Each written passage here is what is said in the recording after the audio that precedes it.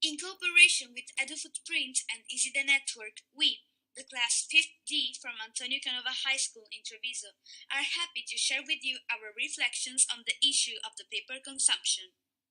The title of our project is Why Should We Go Paperless? But let's start introducing the topics we discussed about, beginning from the toilets. Yes, toilets. It seems that the paper towels present more benefits than the air jet. In fact, they have many uses, and they are also far more hygienic. Since when we use the air, the walls and the floor often get wet, and water becomes stagnant and promotes the formation of germs and bacteria. The most important thing, however, is that the towels significantly reduce the consumption.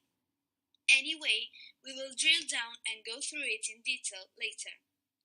We did a poll about the comparison between books and the e-reader.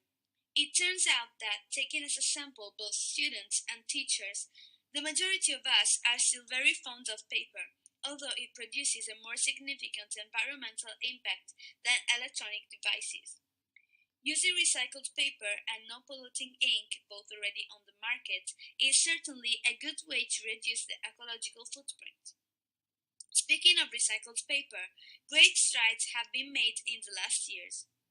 Newspapers we can plant, printers that recycle by themselves, paper produced by apples and oranges waste, and even a regrettable paper are only some of the new original inventions.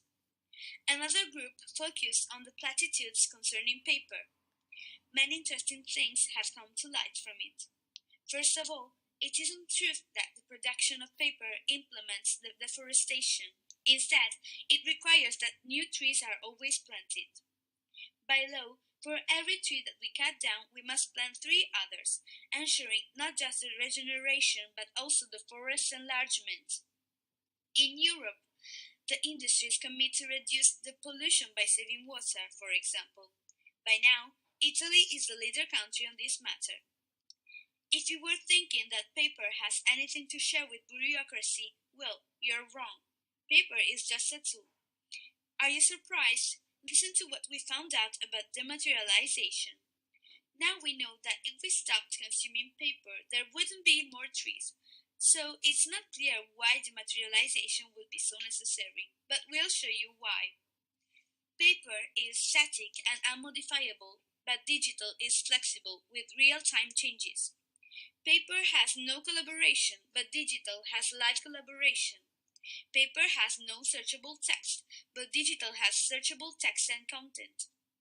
Paper causes environmental waste, and digital causes sustainable solution. Paper is restricted to single location, and digital is accessible from anywhere. Paper has time-consuming distribution, but digital has instant visibility with one-click publishing. Paper is prone to mixed messaging, and digital has streamlined communication with anytime updates. Paper is obsolete with single error, but digital has limitless revising without reposting hassle. Paper has siloed communication, but digital, on the same page, has one integrated departmental system. Paper has barriers to survey response, and digital gets information effortlessly without ancient forms. Paper has low and inconvenient feedback, but digital has higher response rate with unintimidating anonymous reviews. Paper is subject to wear and tear, but digital maintains integrity of information and brand. To sum up, the advantages of using electronic devices aren't attributable to the decrease of paper's consumption, but, as we said, to other reasons. We should go paperless for ethical reasons, to show a little respect to the earth and human labor, to the people who have nothing. Now, before we leave, we will give you some questions. How can institutions go paperless?